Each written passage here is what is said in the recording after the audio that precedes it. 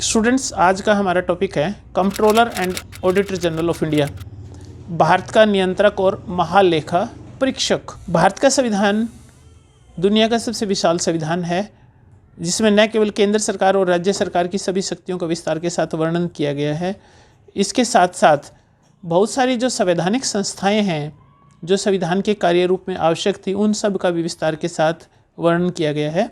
उनके अधिकार, शक्तियाँ, कार्य क्षेत्र, इन सब का वर्णन किया गया है। इंडियन कॉन्स्टिट्यूशन के आर्टिकल 148 में नियंत्रक और महालेखा परीक्षक, controller and auditor general of India CAG, संक्षिप्त में आमतौर पर CAG शब्द प्रयोग किया जाता है।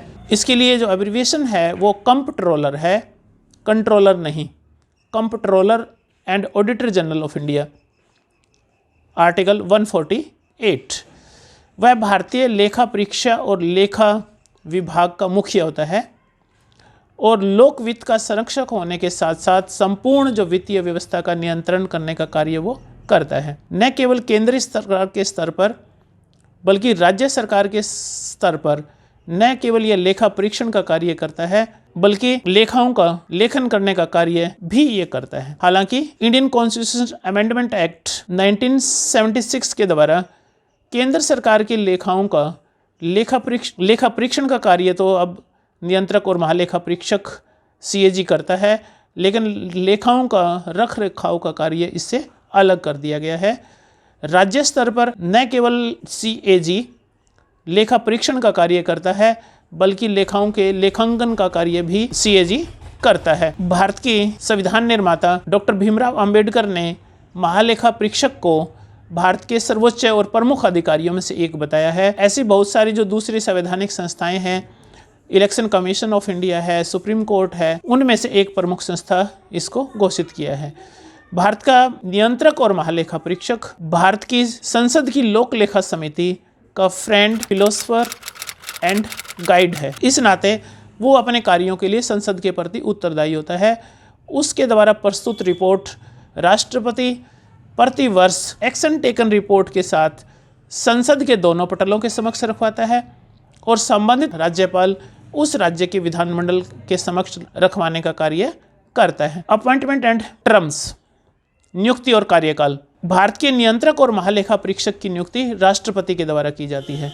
भारत का राष्ट्रपति अपने हस्ताक्षर और मोहर सहित आदेश से नियंत्रक और महालेखा परीक्षक की नियुक्ति करता है। शपथ, ओथ टेकिंग सेरेमनीज। भारत के नियंत्रक और महालेखा परीक्षक को भारत का राष्ट्रपति शपथ दिलाता है। वह भारत के राष्ट्रपति के समक्ष यह शपथ ग्रहण करता है कि वह भारत के संविधान के प्रति सच्ची श्रद्धा और निष्ठा रखेगा, भारत की एकता और अखंडता को अक्षुण्ण रखेगा, सम्यक प्रकार से और श्रद्धापूर्वक तथा अपनी पूरी योग्यता, ज्ञान और विवेक से अपने पद के कर्तव्यों का भय या पक्षपात, अनुराग या द्वेष के बिना पालन करेगा, संविधान और विधियों की मर्यादा बनाए रखेगा। उसका कार्यकाल, उसका टेन्योर, भारत के controller and auditor general of India का कार्यकाल 6 वर्ष और 65 वर्ष, दोनों में से जो भी पहले तक होगा। लेकिन यदि भारत का नियंत्रक और महालेखा परीक्षक controller and auditor general of India इससे पूर्व अपने पद को त्यागपत्र देना चाहता है तो वो भारत के राष्ट्रपति के नाम संबोधित त्यागपत्र के माध्यम से ऐसा कर सकता है। भारत के नियंत्रक और महालेखा परीक्षक को केवल दुर्व्यवहार और अयोग्यता के आधार पर उसके पद से हटाया जा सकता है, लेकिन इससे पूर्व भारत की संसद के दोनों सदनों में उपस्थित और मतदान करने वाले सदस्यों के 2/3 बहुमत और कुल सदस्य संख्या के बहुमत से पारित प्रस्ताव के बाद ही राष्ट्रपति ऐसा आदेश पारित कर सकता है, यानी उसको उसी विधि से हटाया जा सकता है। भारत के संविधान में लिखा गया है, भारत के संविधान में वर्णन किया गया है कि नियंत्रक और महालेखा परीक्षक को केवल उसी विधि से पद से हटाया जा सकता है जिस प्रकार उच्चतम न्यायालय के न्यायाधीश को। इंडिपेंडेंस, जो भारत का नियंत्रक और महालेखा परीक्षक है वो एक संवैधानिक संस्था है। संवैधानिक संस्था के रूप में वो अपने कार्यों के लिए भारत की संसद के प्रति उत्तरदायी है और अपनी जो रिपोर्ट है भारत के राष्ट्रपति के माध्यम से भारत की संसद की पब्लिक अकाउंट्स कमेटी को रखवाने का कार्य करता है और वो पब्लिक अकाउंट्स कमेटी का फ्रेंड, फिलोसफर और गाइड है।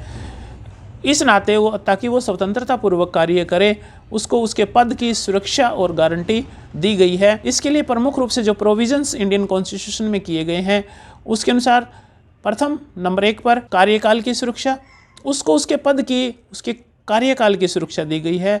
उसका जो निश्चित टेन्योर है, जो कार्यकाल है, उसको केवल उससे पहले केवल उसी विधि से उसको पद से हटाया जा सकता है जिस प्रकार उच्चतम न्यायालय के न्यायाधीश को, यानी उसके पद को की गारंटी दी गई है, सुरक्षा दी गई है, उसको उसके पद से नहीं हटाया जा सकता। नंबर 2 है रिटायरमेंट के बाद पद नहीं। जो भारत का controller and auditor general of India है, जब वो अपना कार्यकाल पूरा कर लेता है या अपने पद से रिटायरमेंट उसकी हो जाती है, तो वो भारत सरकार या राज्य सरकार के अधीन किसी भी लाभ के पद पर उसकी नियुक्ति नहीं की जा सकती। पद ग्रहण करने के बाद अलाभकारी परिवर्तन, उसके वेतन, भत्ते और अन्य सुविधाओं में उसके द्वारा पद धारण करने के बाद किसी भी प्रकार का कोई अलाभकारी परिवर्तन नहीं किया जा सकता जिससे उसको फाइनेंशियल रूप से कोई नुकसान हो या कोई लॉस हो, उससे जिससे उसके माध्यम से उसको प्रभावित किया जा सके। नियंत्रक और महालेखा परीक्षक के विभाग में नियुक्त जो सारे कर्मचारी हैं और अधिकारी हैं, उनकी सेवा शर्तें निर्धारित करने का कार्य भारत का राष्ट्रपति करता है, लेकिन इससे पूर्व वो नियंत्रक और महालेखा परीक्षक से परामर्श करता है। यानी जो भारत का लेखा और लेखा परीक्षण विभाग है उसके कार्यों में कार्यपालिका को हस्तक्षेप से एक तरह से उसको उन्मुक्त रखा गया है, स्वतंत्र रखा गया है। और जो भारत का controller auditor general of India है उसका सारा का सारा जो प्रशासनिक जो खर्च होता है वो भारत की संचित निधि पर भारित होता है। संचित निधि पर भारित होने से अभिप्राय है कि उसके ऊपर संसद में वोटिंग नहीं की जाती, वो सीधे ही ऑटोमेटिकली स्वीकृत उसको मान लिया जाता है। वो कोई राजनीतिक पर्सन उसके ऊपर नहीं उठाया जा सकता, किसी रूप में उसके ऊपर कोई कटौती प्रस्ताव नहीं रखा जा सकता। Duties and powers of controller and auditor general of India, इसका जो वर्णन किया गया है वो आर्टिकल 149 में किया गया है। भारत का संविधान भारत की संसद को भारत के नियंत्रक और महालेखा परीक्षक की ड्यूटी और कर्तव्यों से संबंधित कानून बनाने का अधिकार देता है। इसी की अनुपालना में भारत की संसद ने CAG duties and powers and conditions of service act 1971 पास किया और उसके बाद and after amendment in 1976 in it अब जो भारत के नियंत्रक और महालेखा परीक्षक की जो ड्यूटीज और पावर्स हैं वो इस प्रकार से हैं। नंबर 1, वह भारत की संचित निधि और प्रत्येक राज्य की संचित निधि और प्रत्येक संघ शासित प्रदेश द्वारा जहां विधानसभा हो से संबंधित सभी व्यय संबंधी लेखाओं की लेखा परीक्षा करता है। यानी उसका पहला जो प्रथम जो कार्य है वो विभागों के विभिन्न कार्यों के संचित निधि का लेखा परीक्षण करना है। 2, वह भारत की संचित निधि और भारत के लोक लेखा सहित प्रत्येक राज्य की आकस्मिक निधि और प्रत्येक राज्य के लोक लेखा से सभी व्यय की लेखा परीक्षा करता है। नंबर 3, वह केंद्र सरकार और राज्य सरकार के किसी विभाग द्वारा ट्रेडिंग, निर्माण, लाभ और हानि लेखाओं, तुलना पत्र और अन्य अनुषंगी लेखाओं की लेखा परीक्षण करने का कार्य भी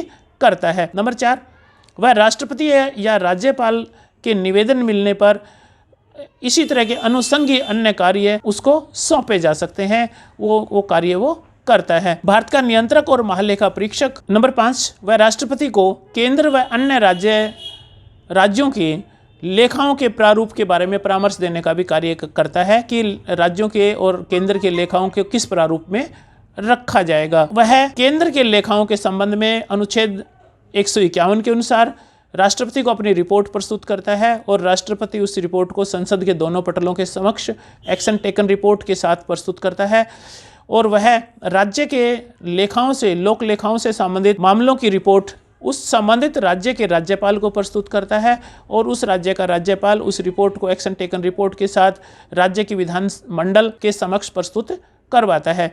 हालांकि 1976 में किए गए संशोधन के बाद केंद्रीय स्तर पर जो भारत का नियंत्रक और महालेखा परीक्षक है वो सिर्फ लेखा परीक्षण का कार्य करता है, लेकिन राज्य स्तर पर नियंत्रक और महालेखा परीक्षक न केवल लेखाओं का लेखांकन करने का कार्य करता है बल्कि लेखा परीक्षण का भी कार्य करता है और इस नाते वो भारत की संसद की कार्यपालिका के ऊपर प्रभावी वित्तीय नियंत्रण के माध्यम से भारत की संसद का नियंत्रण कायम करने का कार्य करता है। जिस रूप में कार्यपालिका के लिए बजट पास किया गया है संसद के द्वारा, वो ये देखता है कि उसी तरह से उसी प्रकार से देश के संचित निधि का व्यय किया जाए जिस प्रकार से भारत की संसद ने उसको स्वीकृति दी है।